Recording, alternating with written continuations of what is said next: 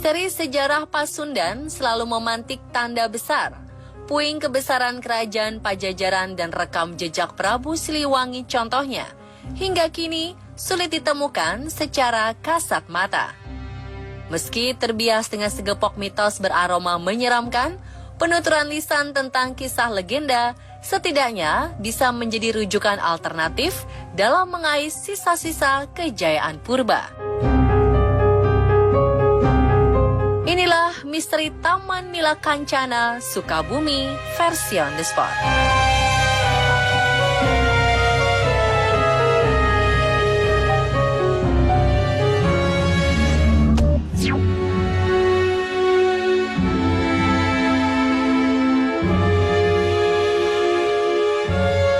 Sri Baduga Maharaja atau akrab disebut Prabu Siliwangi adalah raja terakhir kerajaan Pajajaran yang memerintah sekitar abad ke-15. Anehnya, Prabu Siliwangi diyakini moksa atau menghilang bersama kerajaan Pajajaran. Adalah legenda Taman Mila Kancana, sisilan misteri peninggalan Prabu Siliwangi. Legenda adanya taman megah ini berada di Kecamatan Cibadak, Kabupaten Sukabumi, Jawa Barat. Di Sukabumi ini banyak kisah dan tempat yang unik. Salah satunya yang ada di Kecamatan Cibadak. Tepatnya di antara 3 desa, yaitu Desa Warnajati, Desa Tenjojaya, dan Desa Neglasari. Yang mana penduduk setempat menyebut tempat itu adalah Taman Prabu Siliwangi atau Taman Mila Kancana. Yang mana dalam Taman Mila Kancana ini konon terdapat sebuah telaga bawah tanah yang disebut Telaga Sang Hyang Rena Mahawijaya Suradipati. Dan dalam telaga ini terdapat sebuah perahu yang disebut Bahtera Pitung Depa. Nah, inilah perahu milik Prabu Siliwangi yang digunakan oleh Prabu Siliwangi untuk berlayar dan bermain-main dalam telaga. Itu kan dibilangnya kan Taman Siliwangi, bukan istananya tapi tamannya. Memang dulu gambarannya megah gitu kan. Di situ ada barang-barang kuno. Dulu katanya ada telaga Siliwangi yang di bawahnya tuh, di bawah pohon itu. Tapi kan bukan di atasnya, tapi di bawahnya. Di atasnya ada pohon, ada batu karang itu, di bawahnya ada telaga Siliwangi itu.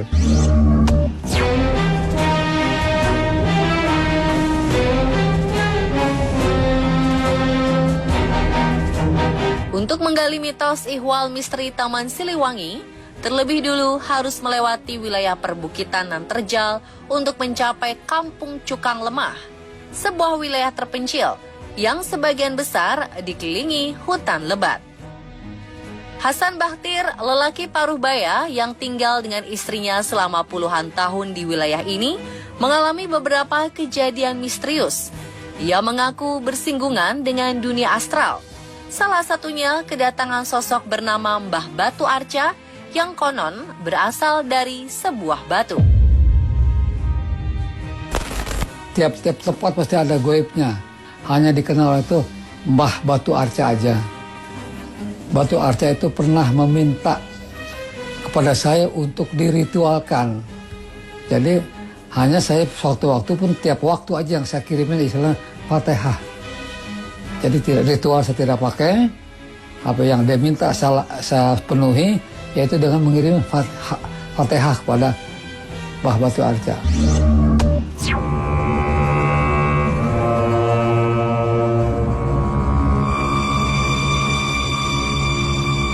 Mbah Batu Arca diyakini berdiam di sebongkah batu berbentuk orang sujud. Keberadaan batu keramat ini membuktikan bahwa wilayah Cukang Lemah pernah menjadi titik peristiwa sejarah. Kalau menurut cerita masyarakat atau legenda rakyat, pada zaman dulunya ada orang yang bertapa di daerah situ dan tapanya itu terliwat. Jadi orang yang nitipinnya keburu mati. Jadi itu nggak kebangunin katanya. Ada gitu intinya, arcanya itu. Jadi kayak manusia tapi dupukan batu besar gitu. Pernah istri saya bermimpi sekitar tahun 2006. Yaitu pertama saya disuruh mengambil pusaka. Itu datangnya ke istri saya. Beliau bertanya pada istri saya, mau nggak suami kamu mengambil pusaka di Cukang Lemah? Apa jawab istri saya? Saya tidak mau. Setelah paginya istri saya bercerita kepada saya, dia kedatangan Mbah Raja Buta Ireng, dia ngasih tahu, Bapak mau nggak ambil pusaka di Cukang Lemah? Saya bilang nggak mau. Mau ngapain ngambil pusaka malam-malam? Kalau mau lemparin di pinggir jalan, saya ambil. Nah, tahun 2006. Sekitar tahun 2006, lewat sebuah mimpi, istri Hasan didatangi sosok astral Buta Ireng. Sosok tersebut meminta Hasan mengambil sebuah pusaka gaib di sebuah gua di wilayah Cukang Lemah. Itu Ireng itu hitam, jadi ya raja raksasa hitam. Mbah Buta, kan Buta itu buta raksasa. Raksasa hitam, ya itulah. Maka disebut Mbah Raja Buta Ireng di sini. Bak sebagai momok, sosok Buta Ireng selalu menghantui Hasan di tahun-tahun berikutnya. Bahkan permintaan makhluk tersebut semakin lama semakin ekstrim. Tahun 2008, istri saya pun bermimpi lagi waktu betul saya bekerja di Bekasi. Kedatangan lagi oleh Mbah Raja Buta Ireng itu. Mbah Raja itu bertanya lagi pada istri saya, mau nggak suami kamu jadi pengikut saya? Nah, istri jawab tidak mau.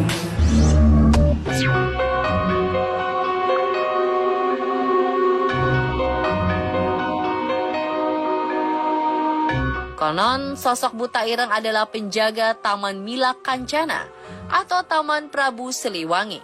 Sosok gaib tersebut diyakini telah ada sejak legenda Siliwangi bergulir. Memang kalau kembali ke masalah sejarah Pajajaran, memang ya di Jawa Barat ada 5 taman.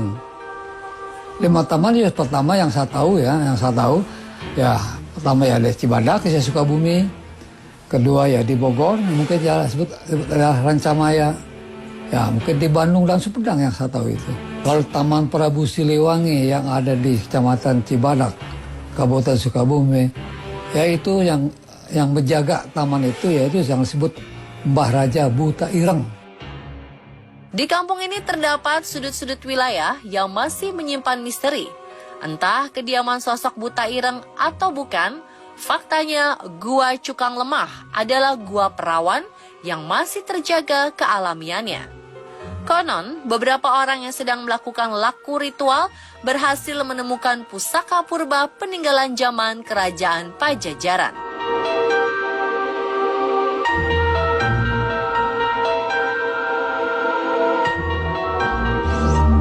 Kata orang tua dulu gitu ya, ada 7 lubang.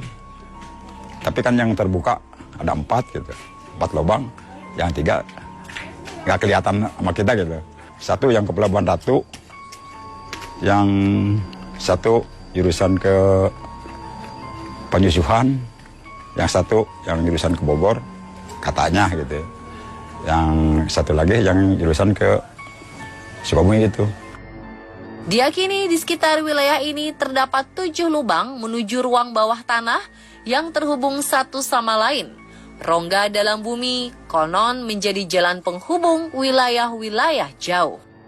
Yang suka ada orang kakek-kakek lewat ke situ, bajunya dibilang putih enggak, gitu ya.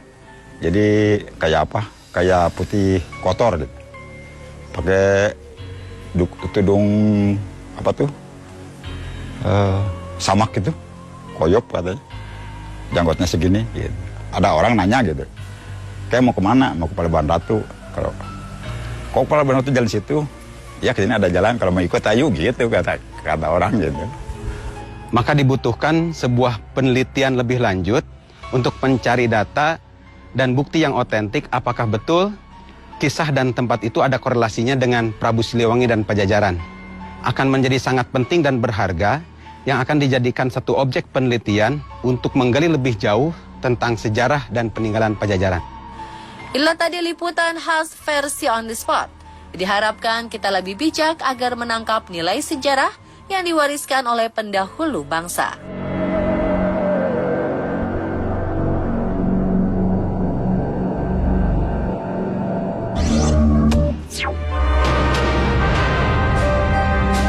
Benarkah bahwa Panglima Besar Jenderal Sudirman merupakan sosok dengan ilmu kesaktian yang tinggi?